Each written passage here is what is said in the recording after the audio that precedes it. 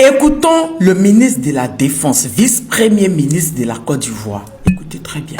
Soit des menaces terrorisme et des incursions de VDP, à partir du moment où donc, le territoire ivoirien est franchi, nous avons la responsabilité de faire en sorte de rétablir l'ordre en quelque sorte. Et c'est ce que nous employons à faire parce que malheureusement nous avons donc des situations qui sont déplorables, surtout de la part donc, des VDP qui font des incursions en territoire ivoirien. Des défis d'envergure pour le ministre de la Défense, également fraîchement nommé vice-premier ministre. Et oui, pour ceux qui ne savent pas c'est qui, c'est Téné Brahima Ouattara. Comme je le disais tantôt, ministre de la Défense, vice-premier ministre de la Côte d'Ivoire. On nous dit c'est le frère ou bien c'est le qui du président Ouattara, un truc comme cela. Lors de la remise d'équipements militaires de l'Union européenne à l'armée ivoirienne, M. Téné Brahima a eu ses propos sur France 24, ce qui a choqué tout le monde. Il nous a parlé des menaces terroristes et de l'incursion des VDP burkinabés sur le territoire ivoirien. C'est-à-dire que... Et Seigneur, la Côte d'Ivoire, on va voir toutes sortes de modèles. C'est-à-dire que lui, sa crainte là, c'est les VDP. On n'a pas dit les FDS burkinabés. Hein. Non, on n'a pas dit les FAMA maliens, les VDP burkinabés. Il nous dit à partir du moment où le territoire ivoirien est franchi, nous avons la responsabilité de faire en sorte de rétablir l'ordre. Des situations déplorables de la part des VDP qui font des incursions en territoire ivoirien. Non mais attends. Non mais attends. Nous on pensait que c'était une menace plus grande que ça. Les VDP. C'est les VDP qui fait trembler le ministre de la Défense, vice-premier ministre de la Côte d'Ivoire. On est choqués. C'est même pas les militaires burkinabés, les VDP. Non mais, quand j'ai entendu ça, j'ai dit mais attends. Oh pourtant, on a toujours des gendarmes, des militaires, qui eux font des incursions en territoire burkinabé. La preuve, on a 5 gendarmes ou bien combien là? Encore au Burkina. Oui, encore au Burkina.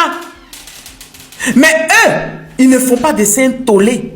Mais j'ai cru que M. Téné Brahima, en recevant ces équipements de l'Union européenne, allait dire oui, on allait lutter contre le terrorisme, les terrors, comme Wassim Naz l'a dit, viennent au nord de chez nous et au nord-est se ravitailler, prendre, enrôler des jeunes, venir faire des dégâts. Mais non, lui c'est les VDP du Burkina dont il a peur. C'est même pas les FDS, hein. C'est même pas les FAMA. Oui, les VDP. Le Téné Brahima, qui s'est retrouvé en 2020 devant le Sénat pour demander qu'on augmente le budget de l'armée parce que il y avait des attaques terroristes au nord et au nord-est de la Côte d'Ivoire, se retrouve en train d'accepter un don de l'Union européenne de combien de véhicules, je ne sais pas, ils ont dit quarantaine ou bien combien pour des VDP. Non, c'est-à-dire que on est choqué. VDP. C'est-à-dire, M. Téné Brahima de nous dit que lui, il a peur des VDP burkinabés. C'est même pas les FDS. C'est les VDP burkinabés qui rentrent sur le territoire ivoirien et ça fait peur à la Côte d'Ivoire. Les terreaux ne font pas peur. Les FDS burkinabés ne font pas peur. Les FAMA maliens ne font pas peur à l'État ivoirien. C'est les VDP. Ouais. Et vous revenez de nouvelles informations. Nous tous, on est dépassés. Oh, pourtant, nous tous, on sait que les VDP ne se déplacent pas sans les FDS burkinabés. Hein. Si VDP vous fait peur, c'est que les militaires burkinabés vont faire comment? Ils vont faire chier là-dessus. C'est pas ça qu'elle a.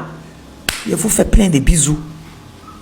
Le RHDP a une manière de rabaisser, d'insulter, de diminuer les Ivoiriens. La preuve avec le porte-parole du gouvernement ivoirien. Écoutons. Son Excellence, Madame le ministre d'État, ministre des Affaires étrangères, effectivement reçu Madame l'ambassadeur du Niger. Il a exprimé une vive protestation. Un courrier de protestation a été également adressé. À ce jour, nous sommes en attente donc, de la réponse à ce courrier. Oui, vous avez raison que ce n'est pas des accusations nouvelles de la part de l'AES. À ce jour, nous attendons les preuves de toutes les autres accusations. serais tenté de ne pas faire plus de commentaires, étant entendu que l'État islamique du Grand Sahel a revendiqué cet attentat pour lequel, de façon grotesque, la Côte d'Ivoire et d'autres pays ont été accusés. Pourquoi cette réaction? Elle est très simple. Jusqu'à ce jour, les pays de l'AES qui accusaient la Côte d'Ivoire n'ont jamais mêlé le nom du chef de l'État à leurs accusations fantaisistes. Nous refusons, de quelque façon que ce soit, que l'image de celui qui incarne notre pays soit totale. Tant que c'est une accusation globale, nous avons estimé qu'il n'y avait pas de réponse à donner, étant entendu que le pays n'avait rien à se reprocher et que ceux qui portaient ces accusations n'ont jamais donné aucune réponse. Mais ici, pour ceux en tout cas qui ont entendu ces accusations, non, le chef de l'État a été mêlé à cela. Ce que nous, respectueux de notre président, toutes ces réactions, parce que l'acte d'accusation est différent. C'est pas vrai. Pour la suite, mais nous attendons la réaction. Nous allons tout voir avec le RHDP. Pendant la conférence, un journaliste lui demande par rapport aux accusations du général Aboudraman Tiani, président du Niger, sur Alassane Ouattara, président de la Côte d'Ivoire. Parce que j'aimerais vous dire que le général Tiani n'a pas accusé la Côte d'Ivoire. Même quand le capitaine Ibrahim Traoré a fait son interview sur la RTB, il a dit que lui, il n'accuse pas le peuple ivoirien, mais le gouvernement, mais Alassane Ouattara. Et lui, porte-parole du gouvernement ivoirien, il nous fait sortir ça. Il nous dit, les pays de l'AES jusqu'à ce jour qui accusaient la Côte d'Ivoire n'ont jamais mêlé le nom du chef de l'État à leurs accusations fantaisies. Nous refusons que l'image de celui qui incarne notre pays soit broncadée. Tant que c'est une accusation globale du pays, nous avons estimé qu'il n'y a pas de réponse à donner. Parce que le pays n'a rien à se reprocher. Vous foutez de qui, le RHDP? Vous foutez de qui? On n'a qu'un seul pays.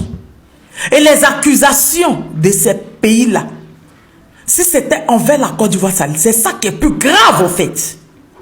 C'est ça qui est plus grave. Vous deviez défendre la nation. Donc vous êtes en train de dire que vous n'êtes pas là pour la nation, vous êtes là pour une seule personne. Vous êtes dans l'idolâtrie. Parce que tout le monde appelle à mourir, hein? Même Ado. Parce que même s'il meurt, le pays va rester. La Côte d'Ivoire va rester. On se bat pour notre nation. C'est pour ça que j'ai toujours dit que vous n'êtes pas patriotes. Vous ne pensez qu'à vous.